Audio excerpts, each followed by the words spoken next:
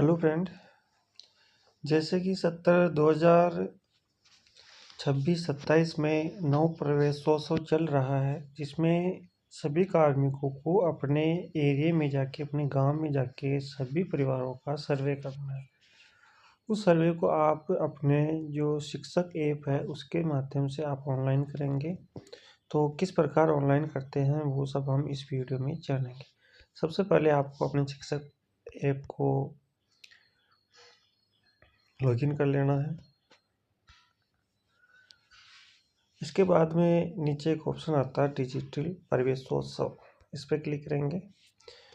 अब इसमें 3 चीज़ें खुलती है: नामांकन स्थिति, डोर टू डोर सर्वे और डोर टू डोर सर्वे 18 वर्ष से अधिक की है। अगर आपने पिछले साल प्रवेशोत्सव ऐप के ऊपर किसी बच्चे का नाम जोड़ा है तो उसकी स्थिति यहाँ पे दिखाई देगी कि आपने कौन कौन से बच्चे का किया है, और नहीं किया है तो यहाँ पे 0 दिखाई देगा। और इस साल का जोड़ने के लिए आपको यहाँ पे D2D यानी डोर टू डोर सर्वे 3 से 18 वर्ष यहाँ पे क्लिक करना है। अब यहाँ क्लिक करने के बाद में आपका जो पीओ स्कूल है उसका नाम आ जाएगा, और नीचे अगर आपका पहले जुड़ा हुआ है तो पिता के नाम से यहाँ खोज सकते हैं, नहीं तो यहाँ पे नया घर अस्थायी निवास जोड़े पे आपको क्लिक करना है। ये कुछ परमिशन मांगेगा लोकेशन की, ये आपको सिलेक्ट करनी है। फिर इसके बाद में ग्राम वार्ड का चयन करना है, यानी आप किस एरिया में आते हो, ग्राम पंचायत में, नगर पालिका, नगर परिषद, नगर निगम, जिसमें भी आते हो उसका चयन करेंगे। मेरे केस में मैं ग्राम पंचायत में आता हूँ, ग्राम पंचायत सेलेक्ट करेंगे। हैबिटेशन वास स्थान, यानी जिस गांव में आपकी स्कूल है उसका आपको नाम लिखना है, तो मैं यहाँ नाम लिख देता हूँ।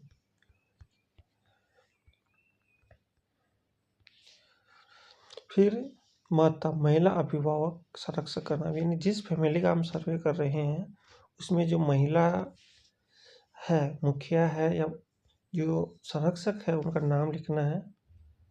और यहाँ पे पिता, पुरुष, अभिभावक, संरक्षक का नाम लिखना है। यानी कि आपको प्रत्येक परिवार का सर्वे करना है, चाहे उसमें बच्चे ड्रॉप आउट हो या नहीं हो। फिर इसके बाद में आपको यहाँ पे अभिभावक के मोबाइल नंबर लिखने हैं।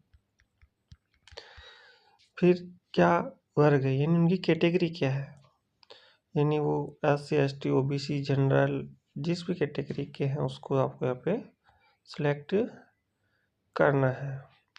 फिर उसके बाद में धर्म क्या है, हिंदू, मुस्लिम, उपयुक्त के अलावा। अगर हिंदू मुस्लिम करते हैं तो इसमें कर सकते हैं, और इसके अलावा और भी कोई धर्म हो तो उपयुक्त के अलावा में इसमें चयन करेंगे।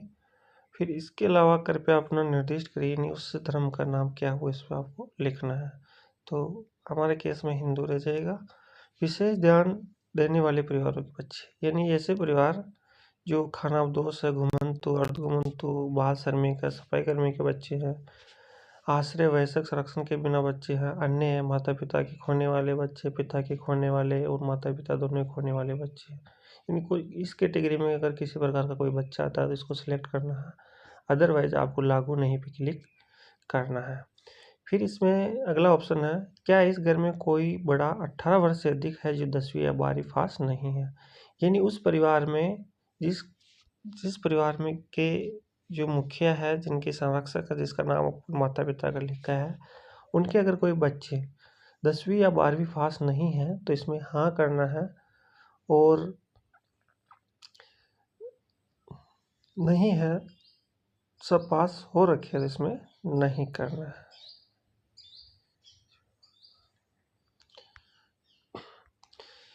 नहीं करना। फिर है घर में कुल OSSC बच्चों की संख्या, यानी ड्रॉप आउट अनामांकित बच्चों की संख्या। अगर किसी परिवार में है कोई बच्चा तो यहाँ पे उनकी संख्या भरेंगे, नहीं है तो हम 0 भरेंगे, और यहाँ से सहजे पे जाके हम उसको सेव कर लेंगे। और मान लिया उस परिवार में कोई बच्चा है जो ड्रॉप आउट है, जैसे एक बच्चा है तो हम 1 भरेंगे। 1 भरने के बाद में यहाँ पे बच्चा जोड़े पे क्लिक करेंगे। जैसे इस पे जाएंगे, उनके पिता का नाम आ गया, यहाँ पे बच्चे का नाम आ गया। जैसे बच्चे का नाम आ गया, अब इनका लिंग, ये महिला है, पुरुष है, बालक बालिका, ट्रांसजेंडर है, वो सिलेक्ट करेंगे। और अगर बच्चे की जन्म तिथि हमारे पास में उपलब्ध है तो हाँ करेंगे, नहीं है तो नहीं करेंगे। नहीं करेंगे तो यहाँ पे जो जन्म दिनांक यानी डेट ऑफ बर्थ सेलेक्ट करने का ऑप्शन वो हट जाएगा, और हाँ करेंगे तो वो डेट ऑफ बर्थ भी हमें यहाँ से सेलेक्ट करनी है। तो इस कैलेंडर से हमें यहाँ पे डेट ऑफ बर्थ सेलेक्ट करनी। जैसे मैंने कर ली 1 मार्च 2020।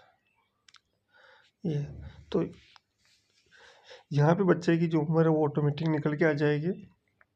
उनकी जो शैक्षणिक स्थिति है वो चयन करेंगे कि इस बार नामांकन योग्य है या नहीं है, ये करेंगे। और विशेष आवश्यकता वाले बच्चे यानी किसी प्रकार से वो विकलांग है, जैसे कि दृष्टि दोष, श्रवण दोष, मानसिक विमंडित, अस्थि दोष, अधिगम असक्षमता, बहुविकलांगता, सेरेब्रल पाल्सी, यानी किसी प्रकार का कोई दोष है तो इसमें उसको सिलेक्ट करेंगे, नहीं तो नहीं करके हम उसको सहेजेंगे, यहाँ से सहेज देंगे। इसको सहेजने से क्या होगा कि जो हमारा हमने जो सर्वे किया है उसकी डिटेल यहाँ पे आ जाएगी। और अब नया घर जोड़ने के लिए हमें वापस यहीं पे जाना है और कुछ परमिशन दे के वापस वही प्रोसेस है जो हमें यहाँ से करनी है। और हमारे जब सर्वे में हम ऑनलाइन करते हैं, कोई गलती रह जाती है या गलत सर्वे हो जाता है तो हम यहाँ से डिलीट के ऑप्शन पे जाके उसको हम डिलीट कर सकते हैं। फिर इसके बाद में ये तो हो गया 3 से 18 साल। अब है 18 साल से अधिक, यानी कि जो 10वीं 12वीं पास नहीं है उनका भी नाम यहाँ पे जोड़ना है। तो यहाँ पे आ जाना नया घर अस्थायी निवास जोड़े में, और यहाँ उनके माता पिता का नाम जोड़ देना है और वयस्क जोड़े पे क्लिक करना है।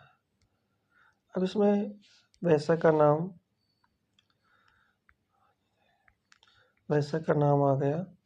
फिर उनके पिता पति का नाम, यानी महिला है शादीशुदा तो उसके पति का नाम, नहीं तो पिता का नाम आ जाएगा। यहाँ पिता का नाम आ गया। फिर उसका लिंग चेंज करना है। फिर उनके मोबाइल नंबर, यहाँ पे क्या जन्म तिथि उपलब्ध है तो हाँ, नहीं तो नहीं। बच्चे की जन्म तिथि दर्ज करनी है, अंतिम कक्षा कौन सी पास कर रखी है वो इसमें भरना है। और अगर अनामांकित है तो यहाँ पे अनामांकित भी ऑप्शन है। और इसमें एक ऑप्शन है, क्या ओपन स्कूल से वो 10वीं या 12वीं करना चाहता है। अगर करना चाहता है तो हाँ करे, नहीं तो नहीं करे।